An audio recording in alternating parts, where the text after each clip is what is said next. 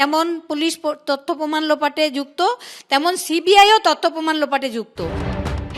এক পক্ষের বিরুদ্ধে শুরু থেকে তদন্ত কম, তথ্য প্রমাণ লোপাটের অভিযোগ বেশি উঠছে।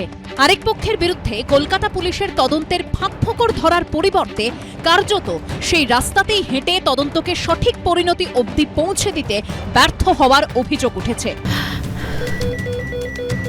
ক্যান্সারে নেই আর ভয়, NCRI এ হবে এর জয়। আপনাদের ভরসা নেতাজি সুভাষচন্দ্র বোস ক্যান্সার হসপিটাল।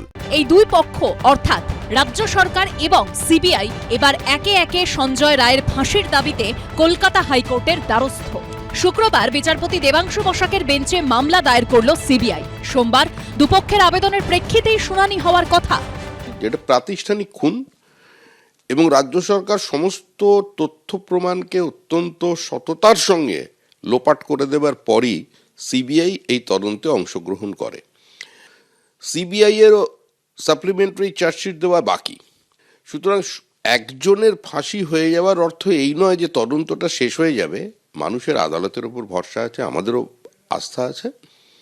আমরা মনে করি প্রকৃত সত্য উদ্ঘাটিত হবে। তথ্য প্রমাণে প্রমাণিত দোষী, যে ধারায় দোষী প্রমাণিত সেই ধারায় যাবজ্জীবন হয়েছে, সেই ধারাতেই মৃত্যুদণ্ড হয়, তাহলে সিবিআই কেন ব্যর্থ হলো? তাহলে কি আর্গুমেন্টে প্রবলেম ছিল? কড়া হাতে মোকাবিলার জন্য মুখ্যমন্ত্রী প্রথম দিন থেকে বলেছেন ফাঁসি। রাজ্য সরকার এই কড়া অবস্থান থেকেই ফাঁসির আবেদন করেছেন, আর পরে চাপের মুখে পড়ে এখন সিবিআই ওই একই দাবি নিয়ে হাইকোর্টে গিয়েছে। কিন্তু যাদের মেয়ে অকালে যন্ত্রণা পেয়ে চলে গেল, অর্থাৎ সেই নিহত চিকিৎসকের পরিবারকে রাজ্য সরকার কিংবা সিবিআই কেউই কিছু জানায়নি বলে অভিযোগ। সিবিআই হাইকোর্টে গেছে, কিন্তু আমাদের এখনো কপি সার্ভিস করেনি। কি করে যখন রাজ্য সরকারও কোর্টে গেছে, কিন্তু আমাদের কপি সার্ভিস করেনি। বিরোধীরা কটাক্ষের সুরে বলছে, শুরু থেকে কলকাতা পুলিশ কিংবা সিবিআই যদি নিরপেক্ষভাবে তদন্ত করত, তাহলে তো আজ আর হাইকোর্টে যাওয়ার প্রয়োজনই পড়তো না। তাই এখন সবটাই নাটক। আজকে নাটক দেখুন, তা রাজ্য সরকারও যাচ্ছে কোর্টে ফাঁসি চাইতে, আবার কেন্দ্র সরকারের এজেন্সি সিবিআইও যাচ্ছে ফাঁসি চাইতে। তাহলে তদন্তটা করলে না কেন? রাজ্য সরকার এবং কেন্দ্রের সরকার যৌথভাবে নির্যাতিতাকে বিচার দিল না, এবং আজকে একজন প্রতিভাবান চিকিৎসক শুধুমাত্র বিচার পেল না, এদের যৌথ নাটক এবং যৌথ অভিনয়ের ফলে। যারা ধামাচাপা দিয়েছে তাদের মোটিভ কি?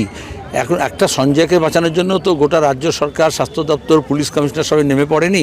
তাহলে নিশ্চয়ই দাল মে কুছ কালা হ্যায়, এখনও তাকে জেলে মেরে দিতে পারে, এজন্য সজাগ থাকতে হবে।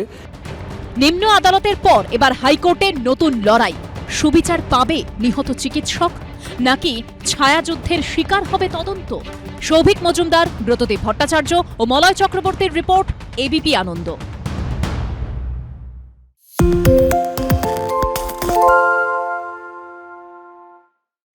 সত্য অন্তহীন, সত্যের খোঁজও তাই, সত্য সন্ধানে তাই আমরা অক্লান্ত, অকুতভয়। এবিপি আনন্দ নতুন ভাবনার প্রতীক, যা মনে মুক্ত, তথ্যে যুক্ত এবং যাবতীয় সীমানার বাঁধন থেকে মুক্ত।